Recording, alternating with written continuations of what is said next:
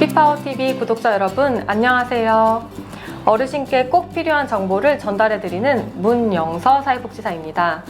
오늘 영상은 우리 생활에서 빼놓을 수 없는 편리한 수단, 교통 관련 정보입니다. 지난 시간에 이어 오늘은 어르신들이 대중교통을 이용하시다가 위험하셨던 사례에 대해 소개드리고 안전한 대중교통 이용 방법에 대해 알아보기 위해 전문가 한 분을 모셨습니다. 한국교통안전공단 김혜빈 선생님입니다.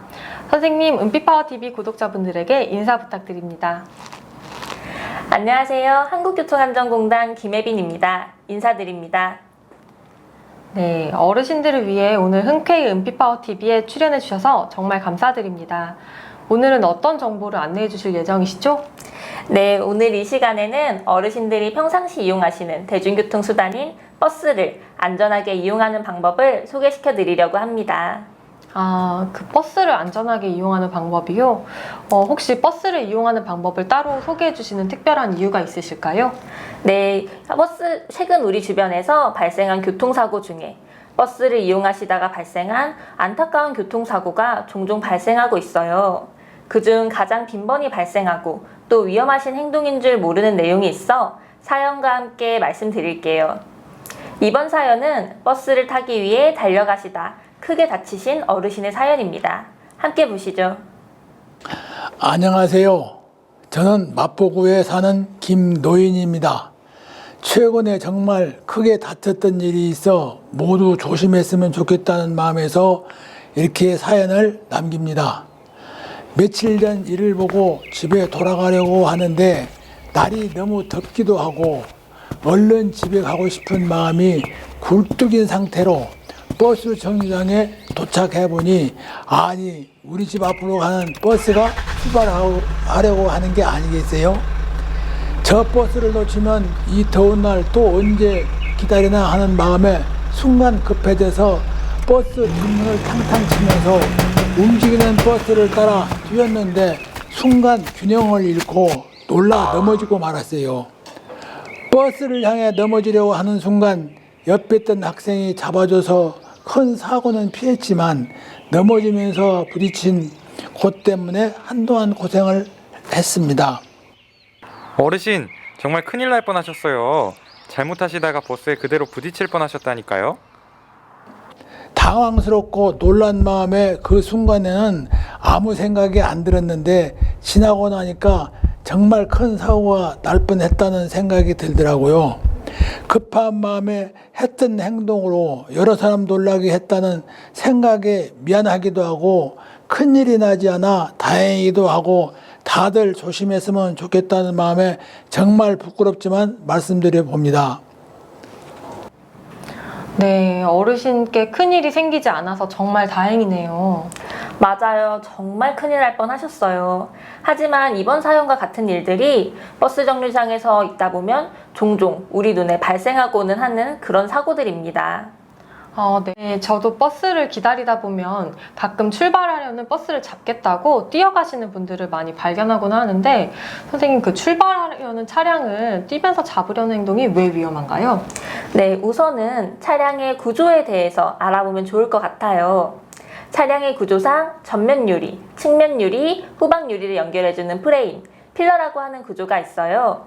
운전자들이 자리에 앉아 있으면 이 필러들 때문에 유리와 유리 사이에 보이지 않는 공간이 발생하기도 하고 전면부와 후면부의 구조로 인해 운전자가 인접 차량, 차로, 사람 등을 식별할 수 없는 공간이 발생하게 되는데 이게 바로 저희가 알고 있는 사각지대라고 합니다. 네, 사각지대요. 근데 사각지대와 이번 일이 무슨 관계가 있을까요? 네, 조금 와닿게 설명을 해드리면 운전자는 차량의 구조로 인하여 필연적으로 볼 수 없는 공간이 발생하고는 해요. 하지만 버스의 경우 앞쪽에 엔진과 본닛 구조물이 없고 전방 유리가 탁 트여 있어 시야가 잘 보일 거라 생각하지만 차체가 높아 운전석 또한 높이 있고 차량 폭이 넓어 아래와 측면 시야가 좁다는 특성이 있어요. 한국교통안전공단 실험에 따르면 차량의 종류에 따라 차이는 발생하지만 일반 승용차에 비해 약 1.5배 넓은 사각지대가 발생하기도 하고요. 이렇기 때문에 버스 정류장에서 출발하는 차량을 붙잡으려고 옆에서 달려오셔도 버스 기사님들이 발견하시지 못하는 경우가 많아요. 특히 버스 정류장 같이 복잡한 상황에서는 더욱더 어려울 수 있겠죠. 그렇군요. 저는 버스가 창문도 많고 또 앞유리도 넓어서 오히려 잘 보이는 줄 알았어요. 네, 맞아요. 많은 분들이 잘 모르시는 사실 중 하나예요. 게다가 버스의 경우 차량이 크고 무거워서 작은 움직임에도 큰 힘이 작용하기 때문에 버스 옆에서 뛰어가시다가 힘의 반작용 때문에 밀려 넘어지시기도 하고요. 네, 그렇군요. 잘못 넘어지시다가 차량 쪽으로 넘어지면 정말 아찔한 사고가 발생하겠네요. 그런 일이 없으면 하지만 실제로 종종 발생하는 교통사고 중 하나예요. 어르신의 경우 작은 충격에도 크게 다치실 수 있는데 버스 쪽으로 넘어지셨다가 역과하는 사고가 발생하면 정말 상상하기도 싫지만 이러한 사고가 종종 발생하고 이 때문에 사망 아니면 중상해까지 이르는 심각한 교통사고가 발생하고는 해요. 정말 안타깝죠.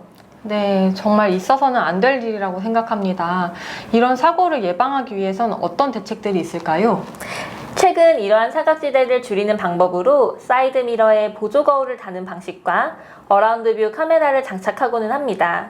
어라운드뷰 카메라를 사용하면 운전자가 보이지 않는 사각지대까지 영상으로 확인할 수 있어 돌발 상황을 많이 줄일 수 있다는 장점이 있지만 하나의 보조적인 수단일 뿐 근본적인 해결책은 될 수가 없어요. 이러한 보조적인 수단뿐만 아니라 버스 정류장에서는 운전기사님들의 각별한 주의와 어르신들은 출발하려는 버스를 잡겠다고 버스와 밀접해서 뛰시거나 차도로 나와 움직이시는 행동, 특히 달리는 버스를 치면서 같이 움직이시는 행동은 절대 하면 안 된다고 말씀을 드릴 수 있겠네요. 네, 우리 사연 속 어르신의 급한 마음은 이해가 되지만 앞으로는 어르신의 안전을 위해서 움직이는 버스 가까이 가시거나 버스를 치시는 행동은 하시면 안 된다는 말씀을 드리고 싶네요. 네, 어르신. 말씀드렸듯이 아무리 마음이 급하셔도 움직이는 차량에게 다가서는 행동은 절대 금물이라는 점 다시 한번 당부 부탁드립니다. 네, 선생님 감사합니다. 오늘 영상이 정말 유익해서 많은 도움을 받은 것 같습니다. 많은 도움이 되셨다니 정말 다행입니다. 교통사고 없는 안전한 마포구를 위해 저도 늘 응원하겠습니다. 네, 그럼 저는 다음 영상에서 다시 찾아뵙도록 하겠습니다. 지금까지 마포노인 종합복지관 문영서 사회복지사 한국교통안전공단 김혜빈이었습니다. 감사합니다.